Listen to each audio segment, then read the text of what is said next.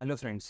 శనగపల్లి తొక్క తీయడానికి మీరు చాలా కష్టపడుతూ ఉంటారు. సో, దాన్ని ఈజీగా ఎలా తీయాలని చెప్పి నేను ఈ వీడియోలో చూపిస్తాను. సో, ఇలాంటి వీడియోలు మరెన్నో కావాలనుకుంటే ఇప్పుడే సబ్స్క్రైబ్ చేసుకోండి. అండ్ లేట్ చేయకుండా ఇంక వీడియోలోకి వెళ్ళిపోదాం. సో, ఎప్పుడైనా ఫస్ట్ పాయింట్ ఏంటంటే మీరు చిన్నులపాయను సెలెక్ట్ చేసుకునేటప్పుడే ఇలా పెద్ద సైజు ఉన్న వాటిని తీసుకుంటే మనకి తోలు తీసుకోవడానికని వీలుగా ఉంటదనమాట. చిన్నయి అయితే మీరు ఈ ఒక్కటి తోలు తీసే దాంతో దీనిలో 10 తీయాల్సి వస్తదనమాట. సో, అందుకని ఇది పక్కన పెట్టేద్దాం.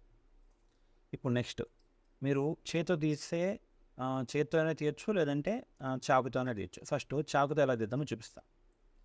ఇలా ఒకటి తీసుకొని ఇక్కడ ఎడ్జ్‌లో ఇలా కొంచెం తోలు గీస్తే అనమాట.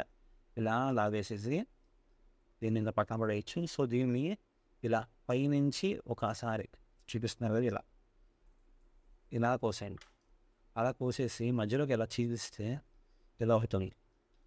పైనుంచి ఇలా కొంచెం ప్రెషర్ అప్లై చేస్తే వచ్చేసింది. ఇటు కూడా అంతే. కొంచెం ప్రెషర్ అప్లై చేస్తే వచ్చేసింది. సో, ఈ విధంగా ఉల్లిపాయ తొక్క అనేది చిన్న ఉల్లిపాయ తొక్క అనేది తీయొచ్చు. ఈ విధంగా చిన్న ఉల్లిపాయ అనేది తొక్క తీసేయచ్చు అనమాట ఈజీగా. సో, లేట్ చేయకుండా ఇప్పుడే మన ఛానల్‌ని సబ్స్క్రైబ్ చేసుకోండి. అండ్ ఇలాంటి మరెన్నో వీడియోస్ కోసం, ఇన్ఫర్మేటివ్ వీడియోస్ కోసం ఇప్పుడే మన ఛానల్‌ని సబ్స్క్రైబ్ చేసుకొని లైక్ చేయండి. మీ ఫ్రెండ్స్ అండ్ ఫ్యామిలీకి షేర్ చేయండి. అండ్ చిన్న ఉల్లిపాయ తీయడం కోసం చాలా కష్టపడుతుంటారు తోలు తీయడం కోసం. ముందు అర్జెంట్‌గా వాళ్ళకి షేర్ చేయండి. Thank you. Bye bye.